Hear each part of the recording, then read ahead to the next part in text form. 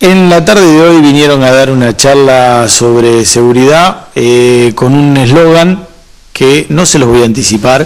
Estuvieron acá en el Hotel Aguas del Monte, en el cual dieron esa charla y después decidieron venir a visitarnos para poderles explicar a todos ustedes del otro lado de la pantalla de qué trataba esa charla puntualmente. Les cuento que nuestros invitados de hoy son Mara Pérez Reynoso y Analía Pasantino. Mara Pérez Reynoso es la coordinadora del área de diversidad en el Ministerio de Seguridad. Comenzó a militar en la política a los 11 años. Conducía el programa de radio en su pueblo, Coronel Martínez Dios. A los 15 años entrevistó a Lilita Carrió, una precursora evidentemente. Con ese mismo empuje contactó por Facebook a Patricia Bullrich. Y por el otro lado la tenemos también a Analía Pasantino, que es subcomisaria. De 1989 egresó de los centros de formación policial en 1989. En el 2008 comenzó su adecuación de género a femenino y en el 2011 la echaron de la federal por ser trans y fue reincorporada. Mara, Analía, muy buenas noches a ambas. Buenas noches. ¿En algo me equivoqué de lo que dije? Sí, una pequeña aclaración. Soy titular del área de no discriminación del Ministerio de Seguridad. De no discriminación del Ministerio de Seguridad. Perfecto. Mara, ¿qué es lo que quieren decir con cuidar a los que nos cuidan? Bueno, un poco la idea, ¿no?, de esta charla y la visita en Monte fue lo que venimos haciendo de hace tiempo, es acercar el Ministerio de Seguridad a la comunidad. Y, digamos, acercar el Ministerio no solo consiste en que los funcionarios, ¿no?, nos acerquemos y charlemos con los ciudadanos, sino también traer a las fuerzas. Y con ese eslogan que habíamos mencionado, que más allá de un eslogan es la forma de pensar que venimos teniendo, es el pensamiento... Es más que nada la función, ¿no? Exactamente, que es un poco, digamos, como prestarle más atención a aquellas personas que arriesgan su vida todos los días para cuidar nuestra seguridad. Un poco también es acercar lo que hacen las distintas fuerzas, hablando puntualmente de las fuerzas federales, Gendarmería Nacional, Prefectura, Policía Federal y la Policía de Seguridad Aeroportuaria, que de pronto no es esta última tan conocida en la sociedad, porque de pronto, no sé, en Monte conocen a la Gendarmería por la tele, pero no saben mucho acerca de qué función, qué rol cumplen y cuestiones más específicas de su institución. Así que era un poco eso. Pero más que nada, en esta charla de hoy era encontrarnos con la comunidad, poder explicar lo que hacemos y responder preguntas, y más que nada escuchar, que eso es algo que nos enriquece muchísimo a los funcionarios, al menos de esta gestión. Ya que el presidente ha hablado tanto, ¿no?, del arte de dialogar, de escuchar, eso es algo que nos enriquece mucho al momento de volver a nuestro trabajo y hacer, ¿no?, llevar a cabo nuestra función puntualmente hoy, en mi caso, en el Ministerio de Seguridad y trabajando con las 4 fuerzas federales. Y hay un cambio total y rotundo, ¿no?, desde el gobierno anterior al actual, en el cual con la modalidad timbreo se acerca a la comunidad y bueno, veo que ustedes por el tema de dar una charla para que sean comprendidos los estamentos, también se ponen al servicio de la comunidad. Exactamente, bueno, es algo que nunca había pasado, nos comentaba la gente de aquí de Monte que nunca había sucedido que una funcionaria por lo menos en seguridad, se acerque a preguntarles cómo estaban y como hoy dije, no venimos a auditar los temas de seguridad de Monte, pero sí a interiorizarnos y ofrecer nuestra ayuda en cuestiones de delitos federales, de droga, narcotráfico, que es algo que nos hemos puesto los pantalones largos como Ministerio de Seguridad y como Estado Nacional, y obviamente pedimos la colaboración de todos. Vamos a sacarlo del contexto de lo que fueron a hacer hoy. Sí. ¿Qué se sintió a los 15 años con la entrevista a Lilita Carrió? ¿No? Porque en ese momento ya Lilita estaba haciendo ruido. Me sorprendió de tu producción que hayan ido tanto a la historia, ¿no?, para buscar la biografía. Yo me había olvidado de eso. Sí, por ahí llama la atención que a los 11 años me involucré en política, pero bueno, en otro momento que tengamos más tiempo, de pronto puedo contar el contexto. Sí, con Lilita Carrió fue en un momento en el que Lilita no era la Lilita de hoy. Tenía su cabello oscuro con el rodete, envuelta en un poncho, venía del norte y daba discursos y se metía en temas que eran bastante cuestionados en ese momento y no usuales. Por ejemplo, la corrupción o las cuestiones de ética en la política. Entonces me sorprendió mucho. Yo le preguntaba, en un momento le dije, ¿y usted qué estudió? Y me dice, soy abogada. ¿De qué trabaja? Soy diputada. Y dije, quiero ser abogada y diputada como esta gordita tan simpática. Y después de un tiempo, bueno, comencé a militar y fue un poco quien me inició en la cuestión política. Yo siempre digo, hoy por hoy, Lilita, hasta el momento es creo que para todos, no solo para mí, nuestro gran faro moral. Y eso es muy importante. Y el caso de Patricia Bullrich, yo la conocí en un programa televisivo, en realidad, cuando hacía con Román Lechman un programa. Román Lechman hacía un programa y ella fue invitada un par de veces, hablándolo desde todos los puntos de vista, y estamos hablando de hace más de 15 años atrás, ¿no? Como 20 años atrás. Cuando era la piba. Cuando era la piba, exactamente. Porque una de las cosas que le decían era esa. ¿Cómo fue la llegada con ella? Bueno, un poco para seguir, ¿no?, con esta cuestión de admirar a las mujeres fuertes en política. Creo que cuando uno habla de las mujeres en política, al menos en Argentina, indefectiblemente piensa hoy en la ministra de Seguridad, que está dando vasto testimonio de ser una mujer fuerte, con decisión, que si se debe poner los pantalones largos, o sea, que hacerse cargo de un tema complejo que muchos otros quizás, no digo que lo hubiesen dejado pasar, pero quizás, y es muy probable que reaccionen de diferente forma, uno piensa indefectiblemente en Patricia Bullrich. Así que fue eso lo que me motivó, ¿no?, acercarme más a ella, preguntar, y empecé a trabajar el hecho que me haya convocado hoy para el presidente, para trabajar junto con ella, que era alguien, insisto, que admiraba por su formación profesional y por esa tenacidad que tiene en la personalidad. Es para mí un honor inmenso. También significa que me haya puesto la vara muy alta. Tenerla como jefe a Bullrich, les puedo asegurar complicado. Que es muy exigente. Sí, sin dudas. Complicado, además se la ve que es una persona muy dedicada y de tiempo pleno, ¿no? O sea, no existen los feriados ni los fines de semana para la seguridad, eso nos dice siempre. Siempre, es lo mismo. Está bien, bueno, pero a ver, si hablamos de seguridad, no debieran de existir, porque si hay alguien que no respeta esas fechas, los feriados y los fines de semana y el fuera de horario, es la delincuencia. Son los delincuentes, es cierto. Analía. Sí. Los últimos serán los primeros, dicen. Sí, bueno, convalidando un poco lo que venía diciendo Mara, sí, efectivamente lo que se bajó, lo que se quiere bajar, o la idea de bajar acá, es el cambio de paradigma que se viene dando desde la institución ministerio hacia las instituciones federales de seguridad. Sí, efectivamente se viene trabajando fuerte. Yo soy producto de ese trabajo también en cierto modo, ya que en su momento había sido obligada a retirarme por ser trans.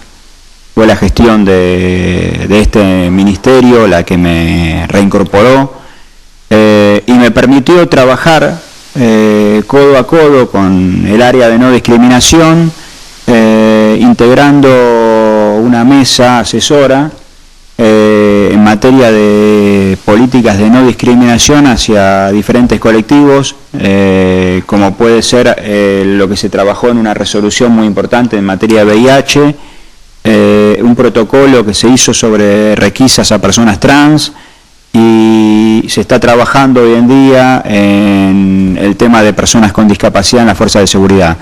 Evidentemente, estas acciones son acciones positivas que hacen que esa famosa frase o eslogan, cuidar a quienes nos cuidan, no sea una frase, un eslogan hecho, sino que se transforme en acciones positivas que se vislumbren y que se traduzcan en que las personas integrantes de la Fuerza de Seguridad se sientan respaldadas por la institución, sientan que hay una institución, ministerio, que piensa en que son personas las que están integrando las fuerzas y que velan por esas personas.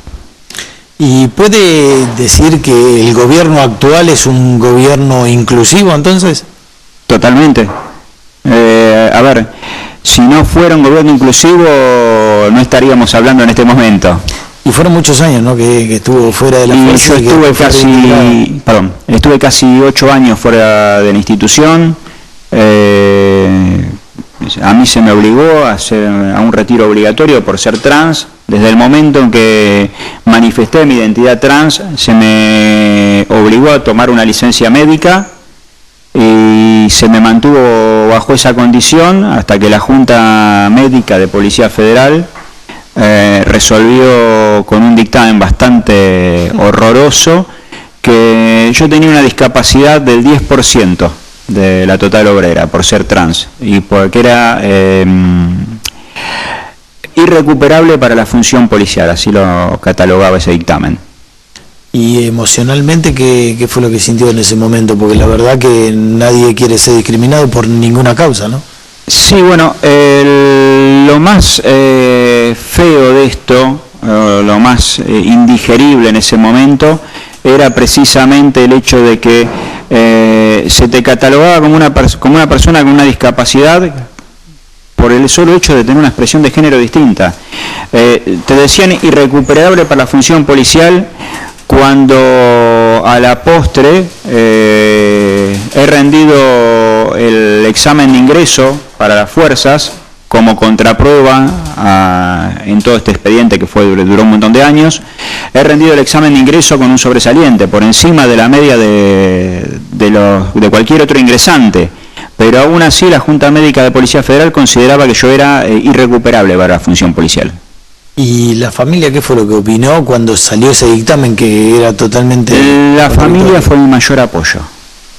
A Dios gracias, puedo sostenerme y me pude sostener en todo este tiempo gracias al apoyo de mi familia, especialmente el de mi esposa, que estuvo a mi lado todo este tiempo, sigue, seguimos codo a codo, ¿no? Haciendo el aguante, ¿no? Sí, la verdad que estamos por cumplir 24 años de casadas, así que hizo el aguante, pobre. Y en este momento, durante la gestión, ¿hay alguna percibimiento de alguna discriminación en algún lugar o uno se maneja plenamente sin ningún tipo de inconveniente? No, te puedo garantizar que no hay un vislumbre de discriminación de ningún tipo, al contrario. Yo creo que la mayor discriminación en materia, independientemente de lo que ocurrió institucionalmente, ¿no? Quiero separar la cuestión institucional por un lado, en la cual unos altos jefes de la policía consideraban a este no lo vamos a tener acá, mientras yo esté acá en este sillón no va a ingresar ¿no? Me explico, ¿no? Bien, eso por un lado. Y por otro lado el personal. El trato con el personal siempre fue cordial, ameno, jamás tuve un sí o un no, tanto con superiores como subalternos. Sí, el encontronazo fue con la Junta Médica y con algunos funcionarios de las más altas jerarquías que eran los que estaban totalmente en contra de que una persona trans ocupe el lugar, que esto por ahí no lo digo y es lo que hace el declive en esto. Soy la primera oficial jefe, o sea, que tiene grado de oficial jefe en toda Latinoamérica y en el mundo. ¿Y qué se siente, hoy por hoy existen, llegado a ese logro, ¿no? Hoy por hoy, oficiales jefes, o sea, con grado de comando, con personal a cargo, en el mundo somos solamente 2. En el mundo estoy hablando. ¿De 2 en el mundo? Sí. Precursor. Sí.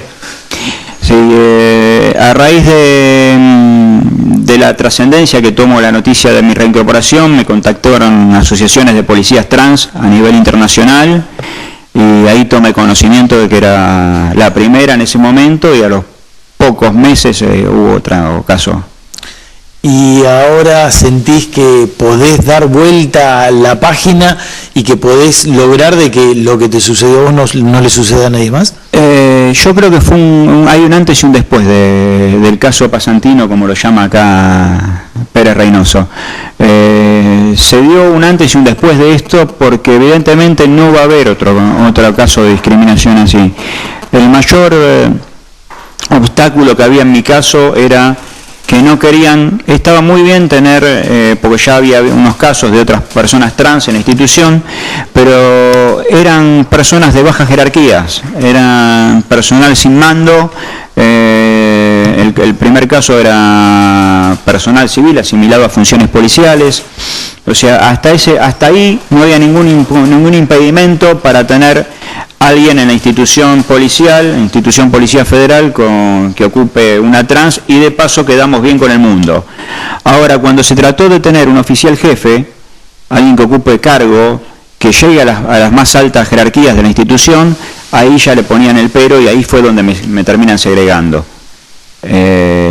Por eso digo que hay un antes y un después de este caso, porque evidentemente yo creo que, o espero, anhelo ser la inspiración para que otras personas puedan hacer la transición y no esperen tanto como esperé yo en su momento. Bueno, realmente esto es un hecho histórico, porque ser uno de dos es un hecho histórico sin el menor lugar a duda, y obviamente que muy agradecido por haber venido al canal a compartir, ¿no?, la experiencia, porque creo que esto da pie a muchos que pueden llegar a estar escuchando y que se puede, ¿no? La agradecida soy yo porque me permitas difundirlo, porque precisamente la idea es esta, es transmitir que las instituciones ya no son lo que en su momento pudieron haber sido. No existe ese parámetro de discriminación que podía haber en su momento, y algo que me parece importante rescatar en materia de, y no quiero robarme la nota a lo mejor con esto, pero en materia de identidad de género y esto, a nivel internacional, a nivel policial internacional, son asociaciones compuestas por personas trans o del colectivo LGBT en general, las que intervienen para que se respeten los derechos de las personas trans en las fuerzas. Eso es lo que ocurre a nivel internacional, y no te hablo solamente de Latinoamérica, que es muy poco lo que hay, sino estoy hablando de Estados Unidos, y te estoy hablando de toda la Comunidad Europea. En la Unión Europea, casi todas las instituciones policiales tienen una asociación LGBT que se ocupa de velar por los derechos de las personas trans en las fuerzas. Lo importante de esto, lo que yo quiero rescatar, es que acá no es una asociación externa a la institución la que se ocupa de ello, sino que es el propio Estado, el propio Ministerio de Seguridad, a través de sus distintas oficinas y gestiones, la que se ocupa de velar porque se respeten de los derechos del colectivo LGBT en las fuerzas. Y el último chivo, y te lo dejo, es el tema de que otra de las cosas que se está trabajando es un protocolo de ingreso trans, para ver cómo se garantiza el respeto al ingreso de las personas trans en las fuerzas desde los institutos de formación. Claro, que no ocurra la discriminación previa, digamos. Efectivamente, reviendo distintos programas, protocolos, fichas de ingreso, bueno, todo eso se está empezando a trabajar, estamos en ese... Mara. Con Mara, precisamente. Con Mara. Mara, contame un poquito qué fue lo de la charla de hoy, cuál fue el impacto que pensás que causaste dentro de lo que fue la charla, y qué impacto te causaron las personas que asistieron a la misma. Sí, antes, si me permitís, retomando un poquito lo que hablaba la subcomisario, sin dudas creo que, y respondiendo también un poco a tu pregunta, creo que hemos sentado precedente con el caso Pasantino, sin dudas, para un nunca más de un hecho semejante. Y lo que le importa a esta administración o a esta gestión es el buen o mal desempeño policial que tengan los miembros de las fuerzas, y no su sexualidad. Con la función, en realidad. A nosotros nos importa si es un buen o mal policía y si hace bien su trabajo, no su sexualidad. Y volviendo estrictamente a lo que me acabas de preguntar, yo creo que fue muy positivo al finalizar la charla. Hemos tenido una interacción, por eso quizás llegamos un poquito tarde, una interacción muy intensa, interesante con los ciudadanos de aquí de Monte. Han participado también miembros de la fuerza local, concejales, que también les agradezco mucho, porque la verdad que se acerquen concejales a una charla tan específica, de pronto también resulta interesante. Pero más que nada la comunidad, digamos el ciudadano de a pie, que se acercó, planteó algunas dudas, preguntó mucho y expresó ciertas preocupaciones que las hemos apuntado y vamos a trabajar en ello. Y... ¿están pensando en volver con alguna otra charla de este estilo o quedó en la charla de hoy nada más? No, sin dudas, sin dudas. Esto de acercar el Ministerio de Seguridad y las fuerzas a la comunidad es un hecho, digamos, que vamos a seguir haciendo. Lo hicimos en campaña con el timbreo y lo seguimos haciendo ahora desde la gestión. Y tenemos a Robert, que seguro lo conocen, de aquí, un ciudadano de Montes, que nos ha pedido también un par de charlas respecto a violencia de género, que es un tema que también le preocupa, respecto al grooming, que hoy por hoy está tan digamos, en pugna esta situación y se ha puesto sobre la mesa una cuestión tan delicada como esta. Así que sin dudas, en el caso de que debamos volver, lo haremos las veces que sea necesaria. Bueno, Mara, muchísimas gracias por haber venido. Analía, no, por favor. Lo mismo. Gracias a vos por invitarnos. Por haber estado con nosotros. Muchas gracias. Nosotros nos vamos a una muy breve pausa y enseguida volvemos.